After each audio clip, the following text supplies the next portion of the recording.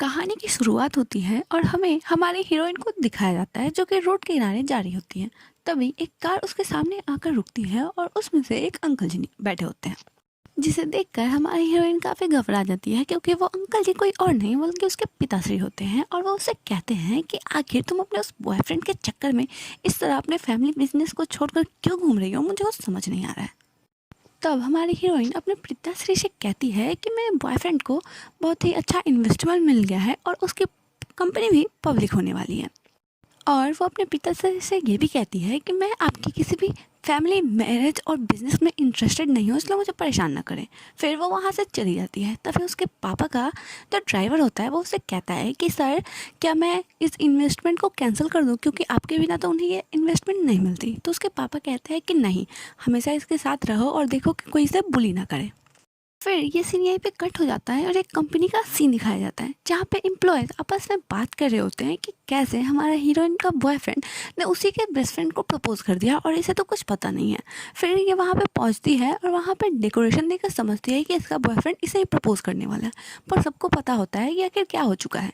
फिर ये जब कंपनी के अंदर जाती है तभी उसके बॉयफ्रेंड का जो मैनेजर होता है वो उसे अंदर जाने से रोकता है और कहता है कि बॉस अंदर नहीं है। तभी हमारी हीरोइन जब अपने बॉयफ्रेंड को फ़ोन करती है तो देखती है कि कॉल की रिंग तो अंदर से ही आ रही है।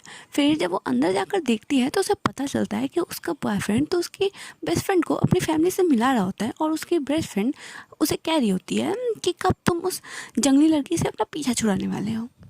तभी उसका वो सरफिरा पुराना बॉयफ्रेंड कहता है कि जैसे ही वो बिजनेस ट्रिप से वापस आएगी वैसे ही मैं उससे सारे रिश्ते नाते तोड़ लूँगा। और हमारी हीरोइन ये सारी बातें सुन लेती है। फिर वो अंदर जाती है और सभी को कन्फ्रंट करती है, लेकिन ऑफ कोर्स कुत्ते की नींद सुधी नहीं होती और वो लोग इसकी बातों को नहीं मानते हैं और इसे काफ़ी खरी खोटी सुनाते हैं। और यहाँ तक कि वो लोग तो इसे धक्के मारकर कंपनी से निकालने भी वाले होते हैं, लेकिन हमारी हीरोइन खुद ही वहाँ से बाहर चली जाती है।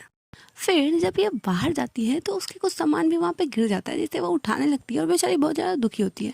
तभी उसके पापा उसके पास आते हैं और कहते हैं कि अब तुम्हारी घर वापसी का समय आ गया है। लेकिन हमारी हीरोइन कहती है कि चाहे मेरे साथ कुछ भी हो जाए पर मैं घर तो वापस नहीं आऊँगी। और फिर वो वहाँ से चली जाती है। फिर ये सीन यहीं पे कट हो जाता है और एक बार का सीन दिखाया जाता है जहाँ पे हमारी हीरोइन दुख के समुंदर में गोते लगाते हुए काफ़ी ज़्यादा पी रही होती है। और वो तो सब लोगों के पास जाकर उसे खुद से शादी करने के लिए भी बोल रही होती है। फिर वो हमारे हीरो से टकराती है और हमारा हीरो उसे उठाकर अपने घर ले जाता है। फिर ये सीन यहीं पे कट हो जाता है और सुबह का सीन दिखाया जाता है जहाँ पे हमारा हीरो हमारे हीरोइन को साफ कर रहा होता है। तभी उसकी नींद खुलती है और वो अपने सामने एक अनजान आदमी को देखकर काफ़ी ज़्यादा डर जाती है। फिर वो वहाँ से भागने की करती है। तभी हमारा हीरो उससे कहता है कि अरे मोहतरमा, मुझसे शादी करके आप कहाँ भागे जा रही हैं। तो हमारी हीरोइन कहती है कि शादी। तभी हमारा हीरो उसे मैरिज सर्टिफिकेट दिखाता है और हमारी हीरोइन को याद आता है कि कैसे उसने पी कर तो उस लड़के से शादी ही कर ली है। फिर वो हमारे हीरो से कहती है कि चलो यार चल के डाइवोर्स ले लेते हैं। फिर वो वहाँ से गुस्सा करते हुए बाहर निकलती है। तब वो देखती है कि उसी होटल में उसके बॉयफ्रेंड और उसकी बेस्ट फ्रेंड आपस में इंगेजमेंट कर रहे हैं। फिर वो वहाँ पे जाती है और लोगों को बताने लगती है कि कैसे उसके बॉयफ्रेंड ने उसे धोखा की दिया और उसी के बेस्ट फ्रेंड के साथ वो इंगेजमेंट कर रहा है।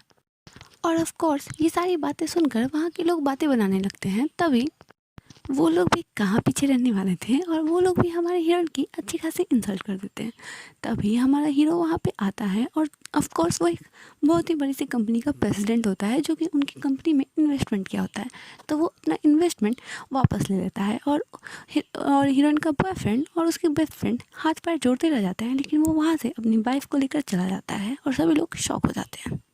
फिर वो हमारी हीरोइन को लेकर बाहर आता है और उसके साथ काफ़ी फ्लर्ट करने लगता है। फिर ये सीन यहीं पे कट होता है और हमारे हीरोइन को दिखाया जाता है कि वो हमारे हीरो के ही ऑफिस में ज्वाइन करती है। तभी वो वहाँ जाकर पीछे से एक लड़की को हेलो करती है। तो वो देखती है कि वो उसकी फ्रेंड नहीं है, तो वो उसे सॉरी बोलती है, लेकिन वो लड़की उस पर गुस्सा होकर वहाँ से चली जाती है। तभी एक और लड़की आती है और वो उसे कहती है कि तुम्हें इससे बच के रहना चाहिए क्योंकि ये काफ़ी डेंजरस है। फिर वो उस लड़के के साथ वहाँ से जाने लगती है। तभी उस कंपनी में इन्वेस्ट करने वाला एक बंदा वहाँ से गुजर रहा होता है और उसकी हमारी हीरोइन पर नज़र पड़ती है और उसकी नज़र फिसल जाती है। हमारी हीरोइन हमारे हीरो के कैबिन में जाती है जहाँ पे हमारा हीरो उससे पूछता है कि क्या तुम श्योर हो कि तुम्हें जनरल मैनेजर नहीं बनना। तो हमारी हीरोइन कहती है कि देखो, हम लोग सिर्फ नाम के कपल हैं, इसलिए ज़्यादा ओवर स्मार्ट बनने की ज़रूरत नहीं है। और फिर वो वहाँ से स्टाइल मारकर निकल जाती है और बैठकर काम कर रही होती है। तभी वहाँ पे वो ऑफिस मैनेजर आती है और वो कहती है कि आज से जो भी ऑफिस में शॉर्ट स्कर्ट्स पहन के आएगा उसकी सैलरी कटेगी। तो हमारी हीरोइन कहते हैं कि आखिर ये रूल कब से बना? तो वो कहती है कि यहाँ की रूल मैं ही हूँ और जो मैं बोलूँगी वही होगा। फिर वो सोचती है कि आज तो मैं इससे लड़के रहूँगी। तभी उसकी फ्रेंड बोलती है कि रहने दे बहन, इससे मत लड़। तभी हमारा हीरो वहाँ आता है और वो कहता है कि मिस्टर लू यहाँ पे आए हैं जो कि हमारी कंपनी के बहुत ही इम्पोर्टेंट क्लाइंट है, तो उनसे कौन मिलने जाएगा। लेकिन कोई भी लड़की उससे नहीं मिलने जाना चाहती थी क्योंकि वो वही ठरकी वाला बंदा होता है जो सभी किसी भी लड़की को बहुत परेशान करता है। लेकिन हमारे हीरोइन और देखती है और बोलती है कि मैं जाऊँगी और फिर वो हीरो से फाइल्स ले लेती है। लेकिन वो ऑफिस मैनेजर हमारी हीरोइन से फाइल छीन लेती है और उससे कहती है कि तुम अभी कंपनी में नई नई आई हो, इसीलिए मैं जाऊंगी। और फिर वो उस क्लाइंट से मिलने चली जाती है। लेकिन ऑफ कोर्स वो क्लाइंट होता है ठरकी और वो अपनी आदतों से बाज नहीं आता है और वो उस ऑफिस मैनेजर को हैरास करने लगता है। तभी ऑफिस मैनेजर उस ठरके बुड्ढे से कहती है कि देखिए मिस्टर, पहले हम लोग कॉन्ट्रैक्ट साइन कर लेते हैं। तो वो कहता है कि इतनी में जल्दी क्या है, और ये तो तुम्हारा ऑनर होना चाहिए कि मैं तुम्हें पसंद करता हूँ, और अगर तुम्हें ये सारी चीज़ें अच्छी नहीं लग रही हैं तो तुम यूए को बुला कर लेके आओ। यूए हमारी हीरोइन होती है और वो उसे बुला कर लाने को कहता है। फिर ऑफिस मैनेजर वहाँ से चली जाती है और यूए को अंदर भेज देती है। लेकिन ये ठरके बुड्ढा अपनी हरकतों से कहाँ बाज आने वाला था, ये यूए को भी परेशान करने लगता है। फिर वो हमारी हीरोइन से कहता है कि देखो, अगर तुम मुझे सर्व करोगी तो तुम इस कंपनी में टॉप पोजीशंस पे जाओगी। तो हमारी हीरोइन कहती है लेकिन मैंने तो आपके बारे में सुना है कि आप यहाँ की सभी औरतों को परेशान करते हैं। तो वो बुड्ढा कहता है कि देखो भाई, मैं उन्हें परेशान नहीं करता, वही मुझे सिड्यूस करने आती हैं, और वैसे भी उनमें से किसी की इतनी हिम्मत नहीं है कि वो मेरे खिलाफ रिपोर्ट दर्ज करा सके। फिर दिखाया जाता है कि उसने कितनी सारी लड़कियों को हैरेस किया होता है। फिर वो हमारी हीरोइन के कंधे पे भी हाथ रखने की कोशिश करता है, लेकिन हमारी हीरोइन उसका हाथ मरोड़ देती है और उसे काफ़ी खरी खोटी सुनाती है। और तभी वो ऑफिस मैनेजर को अंदर बुलाती है जो कि सारी चीज़ें रिकॉर्ड कर रही होती है। फिर एक एक करके सारी लड़कियां अंदर आने लगती हैं और उन सभी ने अपने फ़ोन में उस बुड्ढे की हरकतों को रिकॉर्ड कर रखा होता है। फिर वो बुड्ढा बड़े चौड़ में आके बोलता है कि मैं तो तुम्हारी कंपनी का बिगेस्ट क्लाइंट हूँ, तो मिस्टर लोग भी मेरा कुछ बिगाड़ नहीं पाएंगे।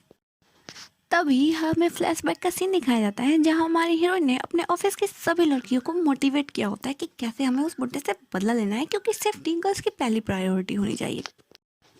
फिर हमारा हीरो वहां पहुंच जाता है और उससे कहता है कि मैं रिस्पॉन्सिबल होगा इन सब के लिए, अगर रिपोर्ट नहीं भी करना चाहेंगे फिर भी मैं रिपोर्ट करूंगा, क्योंकि मेरी कंपनी में वुमेंस की बहुत ही ज़्यादा इज्जत करी जाती है। फिर वो उस बुड्ढे के साथ अपने सारे ताल्लुकात तोड़ देता है और हमारी हीरोइन तो उसे देखती ही रह जाती है, क्योंकि वो अब उसे अपने सपनों का राजकुमार लगने लगता है। फिर हमारा हीरो अपनी कंपनी के सभी स्टाफ के साथ बातें करता है और उनसे कहता है कि आपकी सेफ्टी हमारे लिए सबसे पहले है, इसलिए अगर आपको कोई भी दिक्कत हो तो आप पहले मुझसे बात करो। फिर सभी लड़कियां उसे थैंक यू कहती हैं। फिर हमारी हीरोइन सोचती है कि यार मेरा हस्बैंड तो सच में काफ़ी अच्छा है। फिर ये सीन यहीं पे कट हो जाता है और एक सीन दिखाया जाता है जहाँ हमारी हीरोइन दुकान से कुछ बाई करके जा रही होती है। तभी वो एक बच्चे को देखती है जो कि रोड किनारे घूम रहा होता है। तो हमारी हीरोइन उससे पूछती है कि क्या तुम्हें भूख लगी है, और फिर वो अपना लिया हुआ सामान उसे देने लगती है। फिर वो बच्चा उससे वो फूड लेकर वहाँ से भाग जाता है। फिर ये सीन कट हो जाता है और एक ऑफिस का सीन दिखाया जाता है जहाँ पे हमारी हीरोइन एक ऑफिस लेडी से बहस कर रही होती है क्योंकि उसने उसका प्रोजेक्ट चुरा लिया होता है। और सभी ऑफिस में ये बात कर रहे होते हैं कि ये लेडी तो हमेशा किसी ना किसी का प्रोजेक्ट चुरा ही लेती है। फिर उस लेडी को उसके घर से फ़ोन आता है जहाँ पे पता चलता है कि उसका बच्चा गुम हो चुका है, और वो सबको डांट रही होती है कि आपसे क्या एक बच्चा भी नहीं संभाला जाता। फिर हमारी हीरोइन स्टोर पे जाती है और वहाँ कुछ मेकअप का सामान देख रही होती है। वहीं पे वो बच्चा होता है और वो भी मेकअप का सामान बाई करना चाहता है, पर चूँकि उसके पास पैसे नहीं होते तो उसे मिल नहीं रहा होता है। तो फिर हमारी हीरोइन खरीद कर उसे वो मेकअप का सामान दे देती है। फिर वो बच्चा हमारी हीरोइन को बताता है कि जब मेरी मम्मी गांव में रहती थी तो वो काफ़ी ज़्यादा सुंदर थी, लेकिन चूँकि अब वो बहुत ज़्यादा काम करती हैं तो वो बहुत परेशान रहती हैं, इसलिए मैं उनके लिए ये ख़रीदना चाहता हूँ। तभी वो ऑफिस लेडी वहाँ पे आती है और वो उस बच्चे से लड़ने लगती है और पता चलता है कि ये उन्हीं का बच्चा होता है। फिर हमारी हीरोइन उस ऑफिस लेडी से पूछती है कि क्या ये आप ही का बच्चा है, तो वो बोलती है हाँ। और फिर ये दोनों अलग से बैठ के बात कर रहे होते हैं जहाँ पे वो ऑफिस लेडी बताती है कि मैं जानती हूँ कि मुझे ऑफिस में कोई भी पसंद नहीं करता है, लेकिन मैं अपने बच्चे के लिए कुछ भी करने के लिए तैयार हूँ। तो हमारी हीरोइन से कहती है कि बच्चे को सिर्फ पैसे नहीं बल्कि अटेंशन की भी ज़रूरत होती है। फिर वो उसे उस बच्चे की एक नोटबुक देती है जिसमें उस बच्चे ने अपनी मम्मी के बारे में काफ़ी अच्छी बातें लिखी होती हैं, जिसे देखकर वो ऑफिस लेडी काफ़ी इमोशनल हो जाती है। फिर जब वो ऑफिस लेडी वहाँ से जाने लगती है तभी उसका बच्चा उसके पीछे पीछे दौड़ रहा होता है, क्योंकि वो गांव से ही अपनी मम्मी से मिलने के लिए आया होता है। तो उसकी मम्मी उसे बताती है कि देखो बेटा, मैं तुम्हें अपने साथ नहीं ले जा सकती क्योंकि मैं उतने पैसे नहीं कमाती हूँ। तभी हमारा हीरो वहाँ आता है और वो उस ऑफिस लेडी से कहता है कि आप टेंशन मत लीजिए, इसके सभी ट्यूशन फीस और रहने का सारा खर्चा मैं खुद उठाऊँगा। तभी उस बच्चे की ग्रैंड मदर वहाँ पे आ जाती है और वो उससे पूछती है कि बेटा तुम यहाँ पे क्या कर रहे हो। तभी वो बच्चा बताता है कि ग्रैंड मदर, अब तो मैं मम्मी के साथ रह सकता हूँ क्योंकि मेरे सारे खर्चा तो ये अंकल उठाएंगे। फिर सभी काफ़ी हैप्पी हो जाते हैं और ये सीन यहीं पे कट हो जाता है। फिर हमें सीन दिखाया जाता है कि कैसे हमारा हीरो हमारी हीरोइन को अवॉइड करता है और ऑफिस में सारे लोग बात कर रहे होते हैं कि इनकी शादी तो बस एक बिजनेस प्रपोजल है, क्योंकि ये लोग आपस में कपल्स की तरह बिल्कुल भी नहीं दिखते हैं। और हमारी हीरोइन बस इन्हीं सब बातों को देख रही होती है कि कैसे हीरो बार बार उसे इग्नोर कर रहा होता है। फिर एक सीन दिखाया जाता है जहाँ पे हमारा हीरो अपने दोस्तों के साथ बैठकर डिनर कर रहा होता है और वो लोग उससे उसकी फर्स्ट लव के बारे में बात कर रहे होते हैं। तभी हमारी हीरोइन सोचती है कि अच्छा, तो इसके दिल में कोई और है, इसीलिए ये मुझे इग्नोर कर रहा है, और फिर वो वहाँ से चली जाती है। फिर हमारी हीरोइन सोचती है कि वो मैं ही हूँ जो इससे पहले प्यार में पड़ी, लेकिन फिर भी हमारा हीरो उसकी काफ़ी केयर कर रहा होता है। और हद तो तब हो जाती है जब हमारी हीरोइन एक दिन देखती है कि हमारा हीरो अपने ऑफिस में बैठकर किसी लड़की के कंधे पे हाथ रख के बातें कर रहा होता है।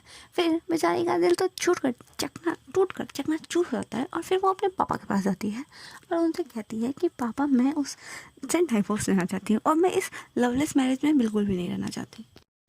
तभी उसके पापा कहते हैं कि ठीक है, अब मुझे उससे बात करनी ही होगी। फिर इनके फैमिली मीटिंग दिखाई जाती है जहाँ पर हमारे हीरोइन के पापा हमारे हीरो से कहते हैं कि मैं जानता हूँ कि इस मैरिज का बेस लव नहीं है, इसलिए अब तुम यूए से ऑब्सेस्ड होना छोड़ दो। तो हमारी हीरोइन पूछती है कि मुझसे ये ऑब्सेस्ड है। तो उसके पापा बताते हैं कि हाँ, ये तो तुम्हें 10 सालों से प्यार करता है। तभी हमारा हीरो हमारी हीरोइन को बताता है कि तुम्हें भले ही याद नहीं है, पर मैं तो स्कूल टाइम से ही तुम्हारा क्लासमेट था और मैं जब तुम्हें प्रपोज करने जा रहा था तब तो तुम उस लल्लू लाल के चक्कर में पड़ गई थी। तभी हमारी हीरोइन कहती है कि अगर ऐसी बात है तो वो चिकनी चमकीली लड़की तुम्हारे ऑफिस में क्या कर रही थी। तभी हमारे हीरोइन के पापा कहते हैं, लड़की, वो भी तुम्हारे ऑफिस में, ये क्या चल रहा है। तभी हमारा हीरो उस लड़की को बुलाता है तो पता चलता है कि वो कोई और नहीं बल्कि उसका सेक्रेटरी है, जो कि एक गे है, जिसे देखकर सभी लोग काफ़ी ज़्यादा हैप्पी हो जाते हैं। और फिर हमारे हीरो और हीरोइन की सारी मिसअंडरस्टैंडिंग दूर हो जाती है और ये लोग हमेशा के लिए साथ हो जाते हैं और ये प्यारी सी लव स्टोरी यहाँ पे ख़त्म हो जाती है। तो stay tuned and thank you for watching and please subscribe my channel.